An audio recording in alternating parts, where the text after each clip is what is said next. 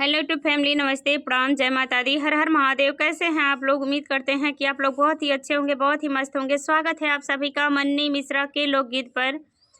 मैं आप सबके बीच एक बहुत ही सुंदर, बहुत ही प्यारा नाच गीत लेकर के आई हूं, तो आप लोग सुनिएगा मेरे गीत को, फुल वॉच कीजिएगा मेरे वीडियो को। जैसा भी होगा कमेंट बॉक्स में ज़रूर बताइएगा और अपना प्यार दुलार आशीर्वाद छोटी सिस्टर को भी दीजिएगा। तो चलिए मैं सुनाती हूँ आप सभी लोग से, जय माता दी।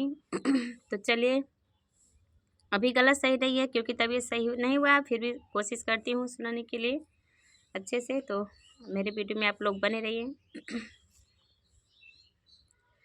मोबाइल बिना मनवा ना लागे राजा, मोबाइल बिना मनवा ना लागे राजा, ना लागे राजा हो, ना लागे राजा, ना लागे राजा हो, ना लागे राजा, मोबाइल बिना मनवा ना लागे राजा। अरे सासु बिना लागे, ससुर बिना लागे, सासु बिना लागे, ससुर बिना लागे, देवर बिना मनवा ना लागे राजा, देवर बिना मनवा ना लागे राजा, मोबाइल बिना मनवा ना लागे राजा, मोबाइल बिना मनवा ना लागे राजा।